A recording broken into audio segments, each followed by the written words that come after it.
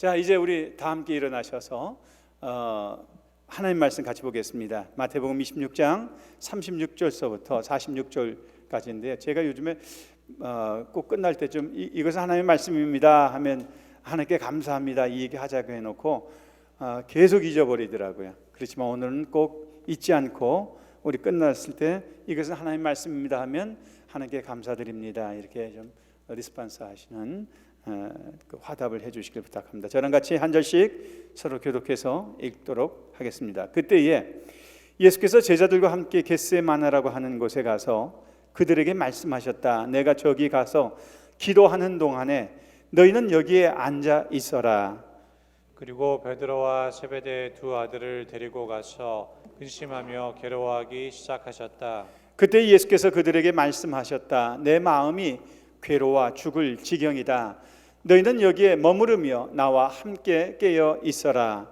예수께서는 조금 더 나아가서 얼굴을 땅에 대고 엎드려서 기도하셨다.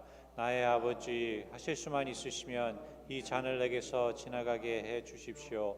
그러나 내 뜻대로 하지 마시고 아버지의 뜻대로 해 주십시오. 그리고 제자들에게 와서 보시니 그들은 자고 있었다. 그래서 베드로에게 말씀하셨다. 이렇게 너희는 한 시간도 나와 함께 깨어 있을 수 없느냐? 시험에 빠지지 않도록 깨어서 기도하여라. 마음은 원하지만 육신이 약하구나. 예수께서 다시 두 번째로 가서 기도하셨다. 나의 아버지, 내가 마시지 않고서는 이 잔이 내게서 지나갈 수 없는 것이면 아버지의 뜻대로 해 주십시오. 예수께서 다시 와서 보시니 그들은 자고 있었다. 그들은 너무 졸려서 눈을 뜰 수 없었던 것이다. 예수께서는 그들을 그대로 두고 다시 가서 또 다시 같은 말씀으로 세 번째 기도하셨다. 그리고 제자들에게 와서 그들에게 말씀하셨다. 이제 남은 시간은 자고 쉬어라. 보아라, 때가 이르렀다. 인자가 죄인들의 손에 넘어간다. 함께 읽습니다. 일어나서 가자. 보아라, 나를 넘겨줄 자가 가까이 왔다. 아멘. 이것은 하나님의 말씀입니다. 하나님께 감사드립니다. 아멘. 네, 모두 자리에 앉아주시기 바랍니다. 우리 오늘은 제가 특별히 강해 설교를 계속 하는데 5월 달은 어린이 주일 또 어버이 주일 그리고 오늘 한국에서는 스승의 주일로 이렇게 시키더라고요. 그래서 군대 가신 우리 박세진 목사님이 주일날만 4시간 이렇게 나와서 카톡을 쓸 수가 있답니다. 지금 훈련 받고 있는데 잘 받고 있다고 그러면서 어제 또 목사님 감사합니다 하고 연락이 왔어요. 잘 지내시죠 하고 그리고 다음 주에는 또 부부 주간이라고 해가지고 가정의 달로 이렇게 지키는 것이 보통 5월 한 주인데 제가 오늘은 스승의 주일에 관한 설교가 아니고 다들 코로나19 바이러스 때문에 너무 염려하시고 위축된 것 같아서 오늘 제목을 좀 근심 걱정이 몰려올 때 이런 제목으로 함께 염려에 대한 설교를 같이 좀 나누고자 이 말씀을 좀 나눴습니다. 코로나로 염려하고 불안하는 시기죠. 걱정할 것을 바라보면 주변에 끊임없이 걱정할 수밖에 없는 상황들이 계속 이렇게 몰려들고 있습니다. 예수님도 걱정하셨을까? 예, 걱정하셨습니다. 오늘 본문에 보면 마음이 심히 괴로워서 죽게 됐다 뭐 이렇게까지 얘기하실 정도로 걱정하셨습니다. 근데 예수님이 이런 걱정을 이런 염려를 이런 근심을 어떻게 해결하셨을까? 오늘 겟세마네 동산의 기도를 통해서 우리는 함께 예수님이 근심 걱정을 이기셨던 그 방법을 함께 배우고 또 우리의 삶에도 염려와 걱정에 빠져서 사는 게 아니라 예수님과 같이 이 근심 걱정이 몰려온다 할지라도 넉넉히 이길 수 있는 저와 여러분들 되시길 주의 이름으로 축원합니다. 자, 근심 걱정이 몰려올 때 첫 번째 미리 걱정하지 않는다는 겁니다. 같이 한번 따라해 봅시다. 시작. 미리 걱정하지 않는다. 예수님은 이 십자가를 지고 당신께서 이제 곧 죽으셔야 된다는 사실을 알고 계셨습니다. 그러면서도 예수님이 제일 먼저 했던 것은 뭐냐? 겟세마네 늘 기도하시던 그 자리를 회복하는 것이 예수님이 첫 번째로 선택한 선택이었습니다. 그래서 거기 마태복음 26장 36절을 보시면 그렇게 얘기하고 있습니다. 그때에 예수께서 제자들과 함께 겟세마네라고 하는 곳에 가서 그들에게 말씀하셨다. 내가 저기 가서 기도하는 동안에 너희는 여기에 앉아 있어라. 그러니까 예수님께서도 자신에게 다가오는 십자가를 알고 있었습니다. 이제 시간이 얼마 안 가면 나도 이 땅을 떠나고 십자가를 짊어지고 대속의 삶으로 인해서 오해를 받고 고통을 받고 고난을 받고 죽어야 된다는 사실을 알았습니다. 근데 이 사실을 주님께서 지금 알았을까요? 미리 알았을 겁니다. 아마 이 땅에 오셨을 때부터 아셨을 겁니다. 근데 주님은 보면은 미리 걱정하지 않으셨다는 거예요. 그날 밤 십자가에 잡히시던 그날 저녁에 고민하셨다는 거예요. 그러면서 오히려 미리 걱정하지 않고 이 겟세마네 동산에 올라가는데, 그러니까 감람산이라고 하는 올리브산이죠. 올리브산 그곳에 겟세마네라고 하는 즉 올리브 기름을 짜는 그런 틀이 있는 그 바위가 바로 겟세마네 동산이라고 합니다. 바로 그곳까지 갈 때에, 자 마태복음 26장 30절 한번 보십시오. 뭐라고 써 있나? 같이 함께 읽어볼까요? 시작. 그들은 찬송을 부르고 올리브산으로 갔다. 그러니까 제자들은 이 십자가에 대해서 알았을까요? 몰랐을까요? 아무도 몰랐습니다. 이 고통과 이 아픔을 누구만 알았는가? 예수님만 아셨을 것 같아요. 그러니까 제자들은 아무것도 모르고 예수님과 같이 전과 같이 찬송 부르면서 그 자리에 올라가는 거죠. 늘 기도했던 그 자리, 하나님을 만났던 그 자리, 바로 그 자리를 찾아 올라가신 겁니다. 그러면서 그 자리에 가기 전까지 뭐 하셨습니까? 예수님은 제자들과 함께 유월절 만찬을 나누고 식사도 하고, 그리고 그들을 발을 갖다가 하나씩 다 씻어 주셨고, 그리고 그들을 위해서 가룟 유다를 향해서 끝까지 그를 돌이키려고 지금 나와 함께 이 자리에 손을 넣은 자가 바로 나를 팔자다라고 깨닫게 해주시고 그들을 사랑해 주셨던 것을 볼 수가 있습니다. 배반당한다는 것을 알면서도 예수님께서는 걱정하지 않으셨어요. 그리고 제일 먼저 하는 것이 뭡니까? 어디로 올라가셨다? 기도의 자리로 올라가셨다. 마태복음 6장 3, 4절 보면 예수님께서 이런 염려가 몰려올 때 우리에게 가르쳐 주신 방법이 바로 이 부분입니다. 같이 함께 읽어봅시다. 시작. 그러므로 내일 일을 걱정하지 말아라. 내일 걱정은 내일이 맡아서 할 것이다. 한날의 괴로움은 그날에 겪는 것으로 족하다. 미리 걱정하지 않는 것, 이게 주님의 방법이었습니다. 하루만 생각하면 되는 겁니다. 지금 당장 여러분 건강하시고 또 병원 갈 일 없고 또 코로나 바이러스로 인해서 여러분 보호하고 있고 어디 나가시지도 않고 집에 계시다면 염려하지 말길 바랍니다. 우리는 미래를 향해서 미리 염려하기 때문에 걱정이 오고 어려움이 오지 않나 싶어요. 예수님처럼 기도의 자리를 회복할 때 그 기도의 자리에서 주님은 평안을 주시고 또 마음과 생각을 주의 말씀으로 지켜주실 줄로 믿습니다. 제가 십자가를 좀 달아야겠다 이런 생각을 했던 것 중에 하나가, 제가 5월 2일 날 새벽에 나와서 기도하는데 이 찬송을 불렀어요. 143장 웬 말인가 나를 위하여. 근데 5절 부르는데 늘 울어도 눈물로써 못 갚을 줄 알아. 몸 밖에 드릴 것 없어. 이 몸 바칩니다. 몸이 전에 건강할 때 하고 지금하고 좀 여러분 겉보기에는 거의 비슷하다고 생각할지 모르지만 제가 느끼기에는 이제 조금씩 그런 디퍼런스를 제가 느끼고 있습니다. 그런데 이 찬송가 작사가처럼 늘 울어도 눈물로써 못 갚을 줄 알아. 몸 밖에 드릴 것 없어.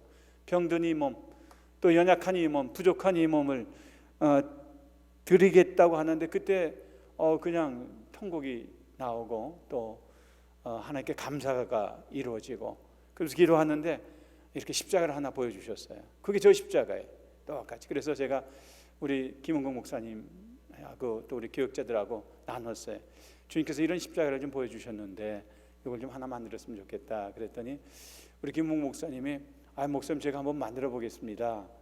그래가지고 신문으로 이렇게 좀 모형을 먼저 만들었습니다. 그리고 나서 여기 붙여보고, 그리고 나서 지난 월요일 날 같이 홈디포에 가서 어떤 나무를 쓸까 고르고, 그러고 와서 일주일 동안 그냥 머릿속에 저 십자가만 생각하시면서 우리 김웅 목사님 만드셨어요. 근데 딱 십자가를 달고 나니까 너무너무 감사한 거예요. 너무너무 감사한 거예요. 그냥 뭐 파는 십자가가 아니라 기도 가운데 하나님께서 보여주신 십자가에서 더 위로가 되고 더 힘이 됩니다. 저 십자가를 바라볼 때마다 저는 이 찬송이 생각나요. 웬 말인가 나를 위하여. 이 찬송이 늘 울어도 눈물로써 못 갚을 줄 알아 몸밖에 드릴 것 없어 이 몸 바칩니다. 주님 앞에 드려진 몸, 뭐 염려가 없는 거예요. 염려할 게 없어서가 아니에요. 염려할 게 있지 왜 없겠어요. 그런데 시간이 지나면서 그건 미리 걱정하지 말라는 거예요. 오늘 지금 당장 내가 일어나서 건강하게 말씀 전하고 건강하게 여러분들 만나고 건강하게 찬송하고 오늘 생활할 수 있다면 감사한 겁니다. 미리 걱정하기 때문에, 미리 염려하기 때문에 우리 마음속에 불안이 찾아오고 근심이 오고 걱정이 되고, 그래서 사람들이 오히려 걱정해서 죽는 율이 더 많다고 그러지 않아요? 어디에 2차 세계대전 때에 전쟁터 나가 죽은 사람보다 걱정해서 죽은 사람의 숫자가 더 많답니다. 그러니까 우리도 염려가 몰려오면 기도의 자리를 회복할 수 있는 저와 여러분 되기를 원합니다. 제가 왜 감사했냐면 몸밖에 드릴 것 없어 이 몸 드립니다 하는데 주님께서 저를 쓰신다면 생명을 더 연장시켜 주시지 않겠습니까? 그래서 감사했어요. 그래서 감격했어요. 왜? 하나님께서 고쳐 쓰시겠죠. 고쳐 쓰시겠죠. 부족하면 부족한 대로 쓰시겠죠. 그래서 우리는 이런 염려가 몰려올 때 미리 걱정하지 말고 제일 먼저 기도의 자리를 회복할 수 있는 저와 여러분 되기를 바랍니다. 감사한 것은 요즘에 새벽에 우리 성도님들이 나와서 한 목장은 그냥 세 겹줄로 아예 모이더라고요. 그래서 목사님 유아실 좀 열어주세요. 그래서 열어줬더니 제 기도하는데 방해가 될까 봐 거기서 세 명이서 아주 늦게까지 기도하고 가는 모습 보면서 참 감사했어요. 또 늦게라도 이렇게 와서 한 사람씩 그래서 지난주 보니까 제일 많이 나왔을 때는 한 7, 8명이 이렇게 나와서 기도하시더라고요. 여러분 너무 두려워하지 마세요. 두려우면 그 두려움에 사로잡혀서 아무것도 못해요. 여러분 두렵더라도 마켓은 가지 않아요? 그렇지 않아요? 또 음식 투고하러 가지 않으세요? 거기보다 훨씬 더 교회가 안전할 줄로 믿습니다.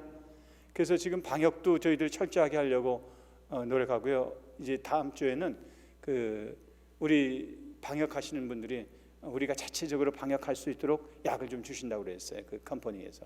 그래서 그걸 가지고 또 매주 이렇게 좀 방역하려고 노력하고 있습니다. 기도의 자리를 좀 회복하기를 부탁을 드립니다. 두 번째는 1번의 두 번째입니다. 근심 걱정을 걱정과 근심을 여러분 신뢰하는 사람하고 나누셔야 됩니다. 그러니까 혼자 마음속에 담고 있지 말라는 거예요. 예수님도 그러셨어요. 자, 37절 거기 함께 보십시다. 같이 읽습니다. 시작. 그리고 베드로와 세베대의 두 아들을 데리고 가서 시작. 근심하며 괴로워하기 시작하였다. 제자들 12명에게 다 얘기하진 않았지만 그 가운데 베드로와 세베대의 두 아들 야고보와 요한을 데리고 가가지고 근심하며 괴로워하기 시작하셨다. 그러니까 기도의 자리에서 그 근심을 풀어낸 겁니다. 그리고 그 근심의 자리에서 자기가 신뢰하는 사람들에게 그 마음을 내려놓은 겁니다. 여러분 그래서 이 걱정과 근심이 몰려올 때 감추시면 안 됩니다. 드러내셔야 돼요. 이게 주님의 방법입니다. 마음속에 있는 것이 다 끄집어내기 시작하면 가벼워집니다. 평안해집니다. 그렇기 때문에 우리는 기도의 자리에 나가서 우리의 불안과 염려와 두려움과 걱정을 맡기고 기도하는 거예요. 그럴 때마다 주님께서는 우리에게 놀랍게도 올 때는 그게 가득 찼는데 기도하고 돌아갈 때 보면 주님이 주시는 평화가 있어요. 그 두려움이 변하여 뭐가 됐습니까? 내 기도 됐고 내 찬송이 됐고 전날의 한숨 변하여 내 노래 되었네. 예. 내 기도 되었고 전날의 한숨 변하여 내 노래 되었네. 예. 여러분 그렇게 변하는 겁니다. 예수님이 금시하며 괴로워하신 것 한 가지입니다. 십자가 때문입니다. 죽음 때문이었습니다. 사실 예수님은 돌아가시기에는 아직 젊은 나이였습니다. 33살 한참 때였습니다. 물론 주님께서 이 땅에 오신 것은 하나님의 뜻을 이루시기 위해서 십자가를 지으시고 우리의 모든 죄를 대속하시기 위해서 이 땅에 오셨습니다. 그러나 인간적으로 보면 그 사명 앞에 너무 괴롭고 두려웠던 겁니다. 저는 이 구절을 읽으면서 또 묵상하면서 참 감사했습니다. 예수님도 괴로워하셨고 염려가 있으셨다는 겁니다. 예수님도 염려와 걱정이 있었다면 우리도 염려와 걱정이 있다는 건 당연한 거 아니겠습니까? 그런데 예수님은 그 걱정과 염려를 기도의 자리에서 사랑하는 제자들과 함께 나누었고 함께 기도했다는 겁니다.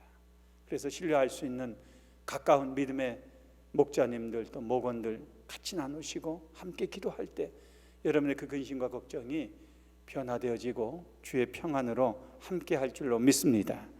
또 한 가지는 여러분 이렇게 염려와 걱정이 몰려올 때 미리 걱정하지 않으면서 함께 기도하는 겁니다. 함께 기도할 때 힘이 되는 겁니다. 자, 거기 38절 같이 함께 읽어주십시다. 자, 같이 함께 읽습니다. 시작. 그때 예수께서 그들에게 말씀하셨다. 내 마음이 괴로워 죽을 지경이다. 너희는 여기에 머무르며 나와 함께 깨어 있어라. 그러니까 죽을 지경까지 예수님의 마음이 그렇게 됐다는 겁니다. 그러니까 너희도 나와 함께 깨어 기도해달라고 간곡하게 부탁하고 있는 겁니다. 얼마나 힘드셨으면, 얼마나 그 마음속에 짓누르는 그 무거움이 있었으면 내가 괴로워 죽을 지경이라고 그렇게 다 끄집어냈겠습니까? 감추지 않았죠. 예수님의 수제자였던 야고보, 베드로, 또 요한, 그러면서 그렇게 끄집어냈지만 사실 제자들은 이해하지 못했습니다. 베드로도 야고보도 요한도 이해하지 못했습니다. 그런데도 불구하고 예수님은 그 불안한 마음을, 그 염려를 기도해달라고 끄집어내서 나누었다는 사실입니다. 윌리엄 오슬로라는 사람이 있습니다. 영국 황실에서 기사라는 자기를 받은 사람입니다. 미국에 있는 유명한 존스 홉킨스 의과대학을 설립한 사람이 윌리엄 오슬러라는 사람입니다. 그는 풋내기 의대생이었을 때에 앞날에 대한 걱정과 불안으로 고민하고 있었다고 합니다. 그를 이런 어둠에서 이끌어낸 것은 우연히 읽었던 토마스 칼라일의 글 한 토막이었다고 합니다. 그 구절은 이런 구절이었습니다. 우리가 해야 할 중요한 일은 먼 곳에서 희미하게 보이는 것을 보는 것이 아니라 눈앞에 똑똑하게 보이는 일을 하는 것이다.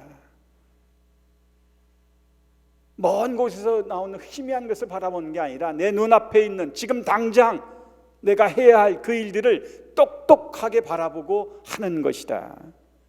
많은 사람들이 잘 알 수 없는 내일을 염려하며 살아가기 때문에 오늘을 최선을 다하지 못한다는 겁니다. 그는 몬트리올 제너럴 병원에서 근무하던 무명 시절부터 그렇게 살려고 애썼던 사람이라고 합니다. 그가 훗날 예일대학교에서 연설하며 이런 말을 남겼습니다. 미래는 오늘일 뿐이다.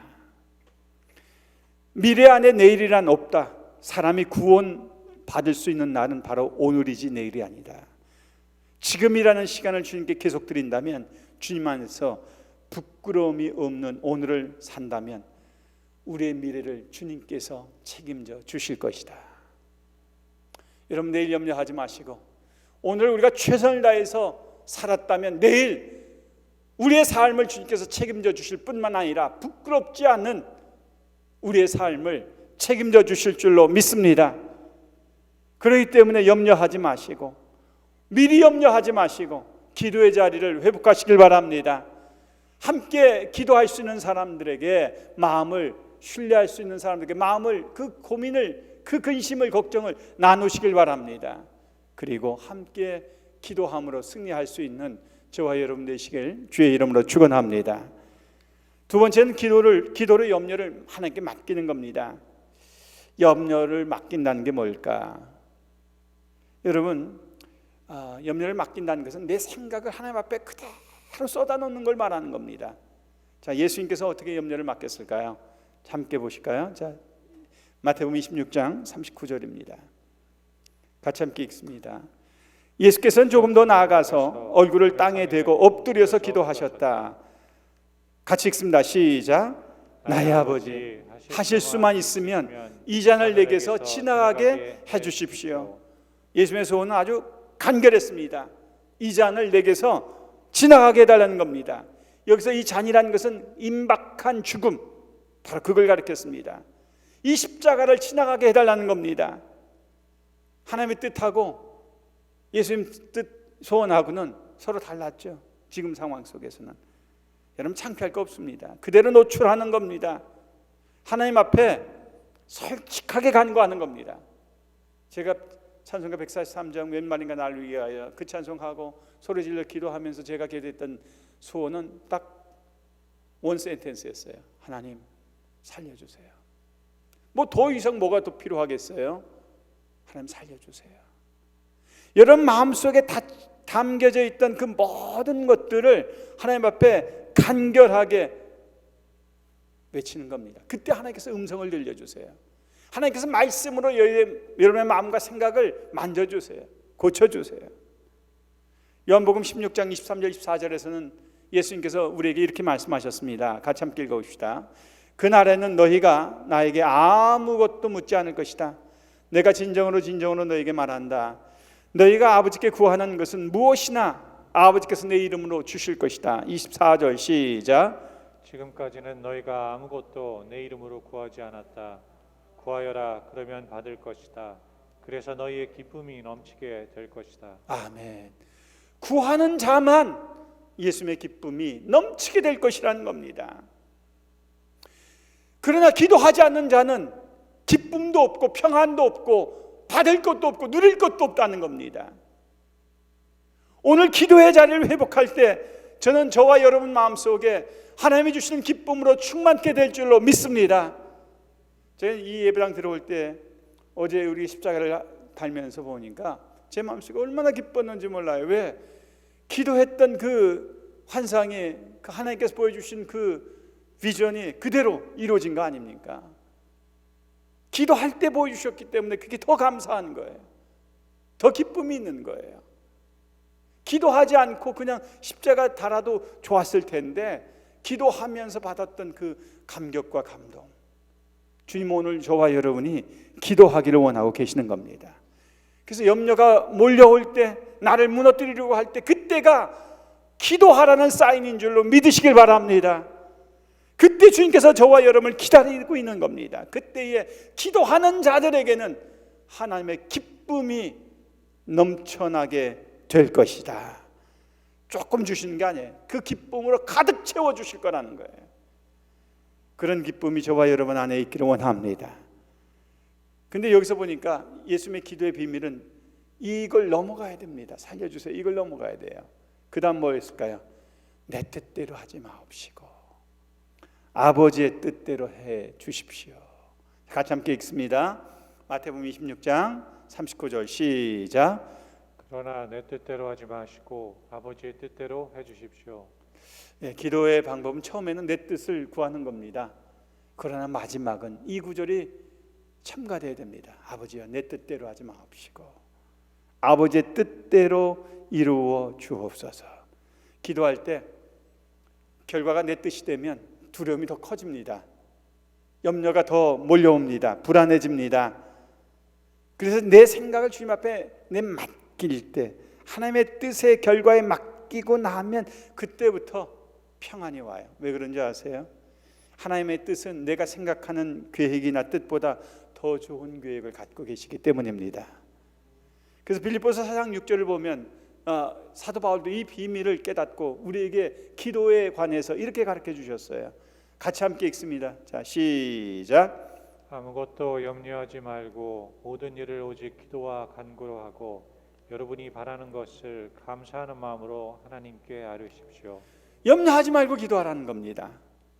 오직 기도와 간구로 하나님께 간구하라는 겁니다. 여러분이 바라는 것을 감사하는 마음으로 하나님께 아뢰라는 겁니다. 왜 그랬을까요? 사도 바울은 이미 자기가 기도할 때마다 하나님께서 응답해 주시고 자기와 함께 하신다는 사실을 알았기 때문입니다. 우리가 이 관계가, 이 신뢰가 분명하면 분명할수록 기도가 재미가 있습니다. 기도가 힘이 납니다. 왜? 주님이 내 기도를 들으시고 응답해 주시는 분이시기 때문에 그렇습니다. 그러나 어떻게 하나님의 뜻대로. 자, 그래서 4장 7절은 사도 바울은 우리에게 이렇게 고백하고 있습니다. 같이 함께 읽습니다. 시작. 그리하면 사람의 헤아림을 뛰어넘는 하나님의 평화가 여러분의 마음과 생각을 그리스도 예수 안에서 지켜줄 것입니다. 아멘. 주님의 평화가 여러분에게 임한다는 것입니다. 그리고 여러분의 마음과 생각을 예수 그리스도 안에서, 그리스도 예수 안에서 여러분을 지켜주실 거라는 겁니다. 더 이상 불안하지 않도록, 더 이상 쫓기지 않도록, 더 이상 세상에 휘말리지 않도록 주님이 주신 참 평화가 저와 여러분 안에 임하게 될 것이라는 겁니다.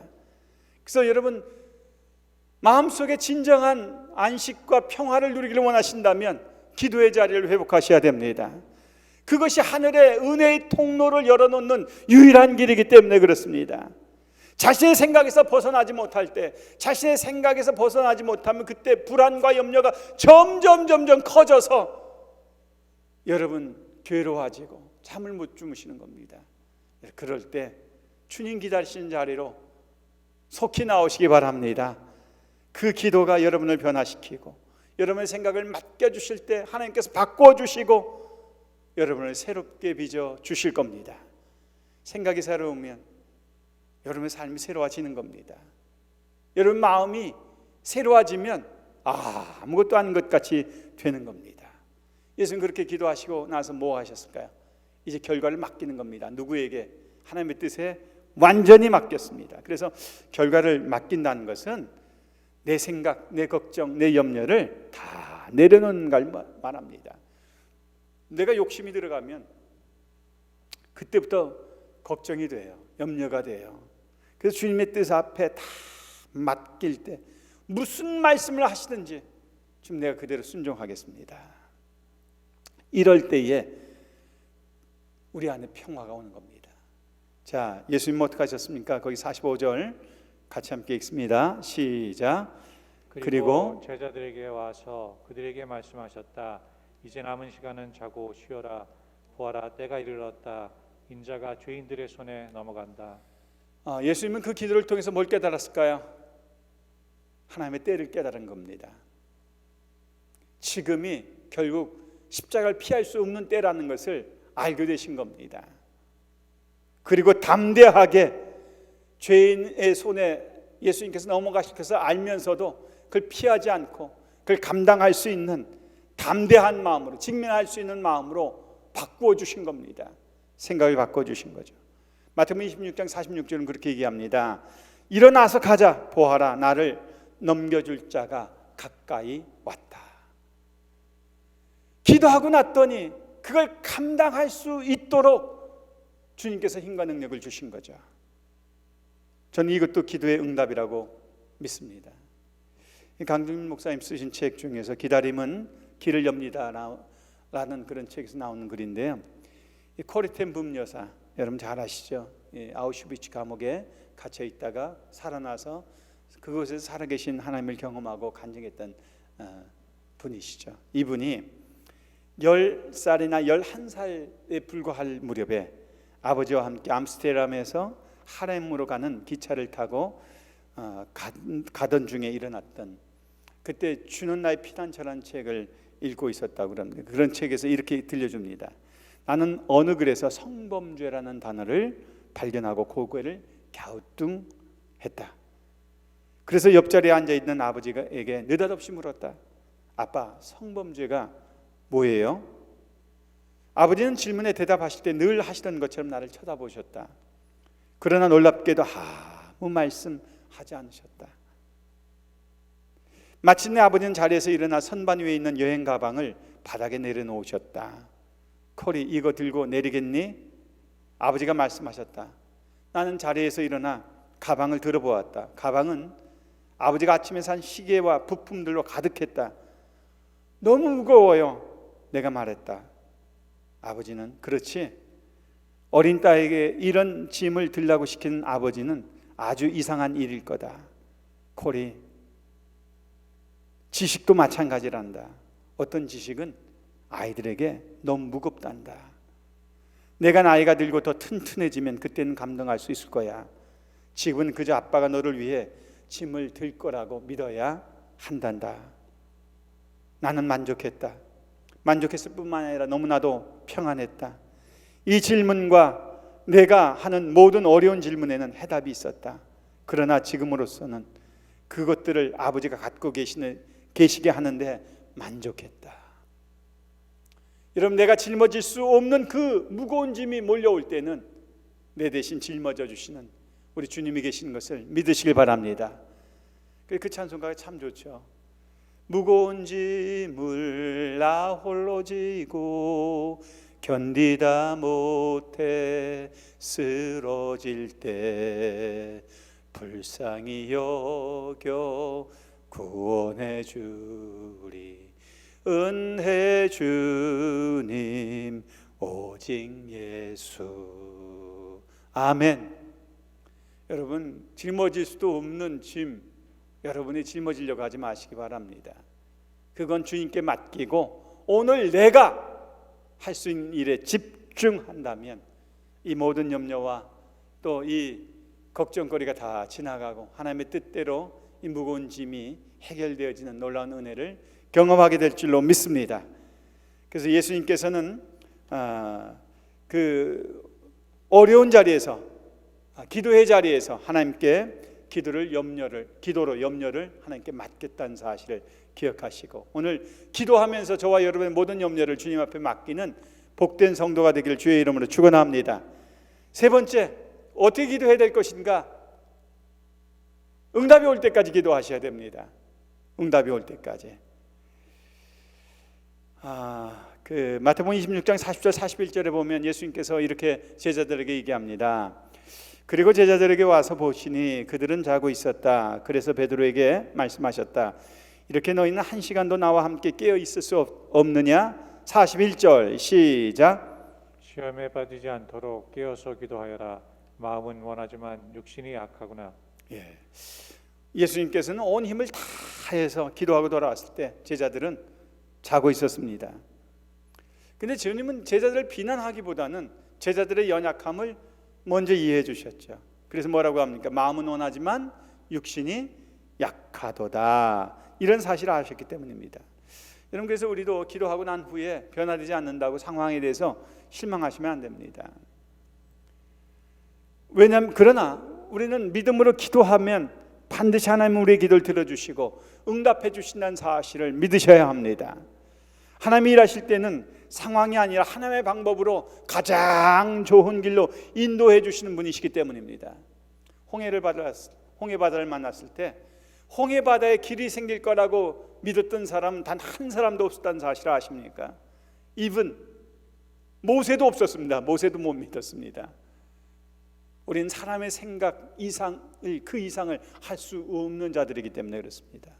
그러나 하나님은 홍해로 인도해 주셨다면 그 길을 통해서 우리가 생각지도 못했던 하나님의 뜻이 숨겨져 있었던 것이죠. 뭘까요? 그곳에서 그들을 괴롭혔던 모든 애국 군사들 다 한순간에 물리칠 수 있는 유일한 장소였기 때문에 하나님은 그곳으로 그들을 인도한 겁니다. 또 이스라엘 백성들이 광야로 거쳐서 들어가기 위한 최단거리였기 때문에 그 길을 건너야지 뒤를 돌아보지 않고 앞을 향해 나갈 수 있기 때문에 하나님께서는 그들에게 그 길로 인도한 겁니다. 하나님은 우리를 더 잘 아십니다. 그래서 우리가 이해할 수 없지만 그런 길로 인도해 주셨을 때는 하나님의 계획이 실행되고 있음을 믿으셔야 합니다. 하나님 분명히 그렇게 얘기하셨습니다. 자, 출애굽기 14장 17절 18절 거기 함께 보시면 17절 내가 이집트 사람의 마음을 고집스럽게 하겠다. 그들이 너희를 뒤쫓을 것이다. 그러나 나는 바로와 그의 모든 군대와 병거와 기병들을 전멸시켜서 같이 읽습니다. 시작. 나의 영광을 드러내겠다. 아멘. 18절 시작. 내가 바로와 18절 좀 보여주세요. 내가 시작. 바로와 그 병거와 기병들을 물리치고서 나의 영광을 드러낼 때 이집트 사람은 비로소 내가 주님임을 알게 될 것이다. 아멘. 아멘. 주님은 그 자리에서 홍해바다 앞에서 내가 너희를 위해서 나의 영광을 드러내겠다 그렇게 얘기합니다. 영광, 승리하시는 것이죠. 그 길을 기적을 베풀어 주시고 사람이 생각할 수 없는 그 길로 너희를 인도함을 통해서 하나님이 영광을 받으실 그 길로 인도해 주시겠다는 겁니다. 그러니까 홍해바다는 내가 죽는 길이 아니라 하나님의 영광이 선포되는 자리요, 하나님의 영광이 성취되는 복된 자리라는 겁니다. 그걸 위해서 너희를 그곳으로 인도했기 때문에 너희는 환경 바라보지 말고 나의 계획을 끝까지 믿으라는 겁니다. 그래서 우리가 홍해바다 앞에서 여러분 두려워하지 마시고 하나님의 계획을 굳게 붙잡을 수 있는 저와 여러분 되기를 원합니다. 그래서 한순간에 내 생각하고 다르다고 홍해바다를 만났다고 실망하지 마시고 하나님의 계획을 붙잡을 수 있는 영적인 안목이 열려지기를 주의 이름으로 축원합니다. 예수님은 그런 환경에서 계속 기도했습니다. 자, 거기 42절 43절 보십시다. 예수께서 다시 두 번째로 가서 기도하셨다. 아버지, 나의 아버지, 내가 마시지 않고서는 이 잔이 내게서 지나갈 수 없는 것이면 아버지의 뜻대로 해주십시오. 자, 43절 시작. 예수께서 다시 와서 보시니 그들은 자고 있었다. 그들은 너무 졸려서 눈을 뜰 수 없었던 것이다. 예수님이 계속 기도할 수 있었던 것은 십자가를 향한 하나님의 뜻이 있음을 분명히 깨달았기 때문입니다. 하나님이 응답해 주실 것을 믿는 사람은 중간에 포기하지 않습니다. 계속 기도합니다. 성경에 보면 엘리야도 그랬죠. 그 갈멜 산상 위에서 바알 선지자 400명, 아세라 선지자 450명, 그 갈멜산 산 꼭대기에서 그 제단에 불이 내릴 것을 기도했을 때 엘리야가 기도하자마자 하늘에서 불이 내려와 물에 젖은 모든 재물을 불에 태웠습니다. 자, 열왕기상 18장 38절입니다. 같이 함께 보십시다. 그러자 주님의 불이 떨어져서 재물과 나무단과 돌들과 흙을 태웠고 도랑 안에 있는 물을 모두 말려버렸다. 진짜 불이 떨어진 겁니다. 여러분 생각이나 할 수 있겠습니까? 내가 기도하면 하나님께서 진짜 불을 내려주실 것이다. 엘리야는 그렇게 믿은 겁니다. 의심하지 않은 겁니다. 왜? 그 음성을 들었기 때문에. 우리는 한 번 기도하고 마치는 것이 아니라 계속 기도해야 합니다. 예수님께서 한 번 기도하고 마친 게 아니라 하나님의 뜻을 분명히 깨달을 때까지, 또 그것을 감당할 수 있는 힘을 주실 때까지 쉬지 않고 끝까지 계속 기도했던 것을 보게 됩니다. 제자들은 졸려서 잤고 모두가 다 그렇게 잠을 고운하게 잤지만 예수님은 상황을 바라보지 않고 실망하지 않고 하나님 바라보며 끝까지 기도했던 것처럼 우리도 이 근심과 걱정이 몰려올 때 끝까지 기도할 수 있는 저와 여러분 되기를 원합니다. 자, 44절 같이 함께 읽어보십시다. 44절 시작. 예수께서는 그들을 그대로 두고 다시 가서 또다시 같은 말씀으로 세 번째 기도하셨다. 예수님은 다시 기도의 자리로 나가셨죠. 끝까지 포기할 수가 없었습니다. 왜? 자기 생명이 달린 일입니다. 하나님의 뜻, 이 땅에 오셨던 그 목적을 실행하는 자리였기 때문에 포기할 수가 없었습니다. 여러분, 근심에도 문제가 해결될 수 없는 일들이 많이 있습니다. 걱정한다고 해결될 문제가 아니라는 걸 예수님 아셨습니다. 그래서 오직 문제 해결자는 하나님밖에 없다는 사실을 알았기 때문에 포기하지 않고 끝까지 기도의 자리에 나가서 기도했던 겁니다. 종종 우리가 염려하고 걱정한다고 문제가 해결될 것 같으면 해야지요. 그런데 걱정한다고 염려한다고 문제는 해결되지 않습니다. 기도할 때 문제가 해결됩니다. 그래서 예수님께서는 기도한 후에 45절에 그렇게 얘기합니다. 자, 그리고 제자들에게 와서 그들에게 말씀하셨다. 이제 남은 시간은 자고 쉬어라. 보아라, 때가 이르렀다. 인자가 죄인들의 손에 넘어간다. 예수님은 자신이 죄인들의 손에 넘어가는 걸 아셨어요.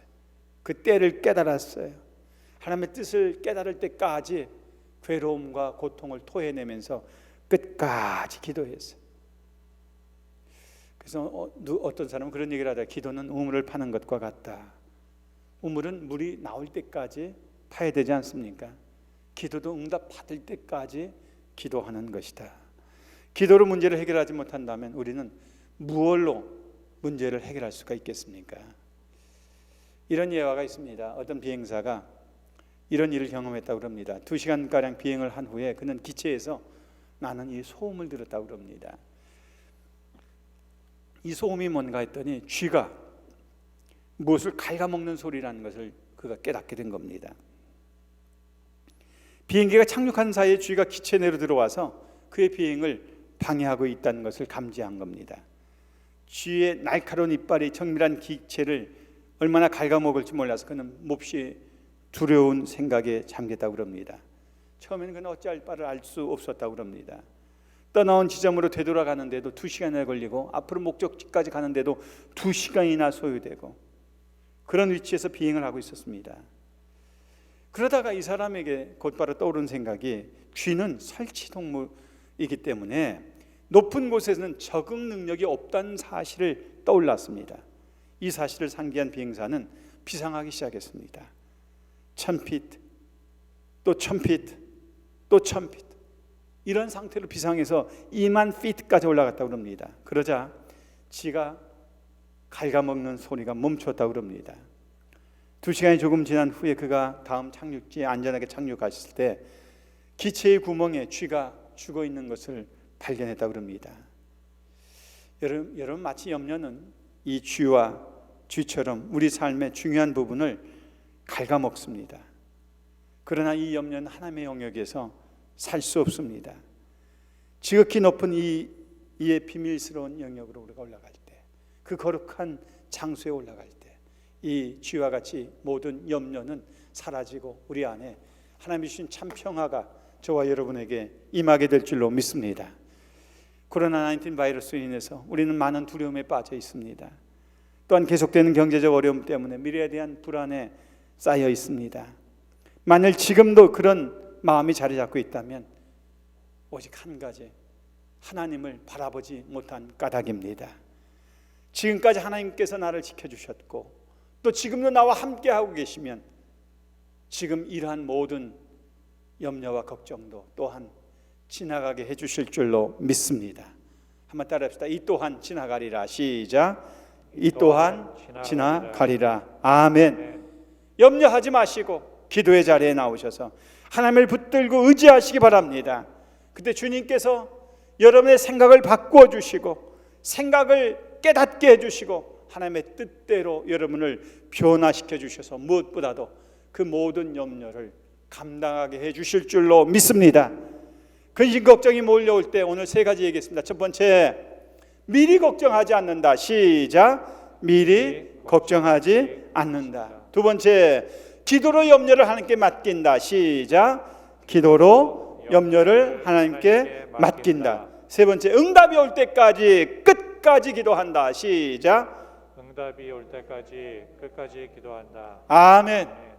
여러분 근심 걱정 모두 물리치시고 기도의 자리에서 예수님처럼 승리하신 저와 여러분 되기를 주의 이름으로 축원합니다.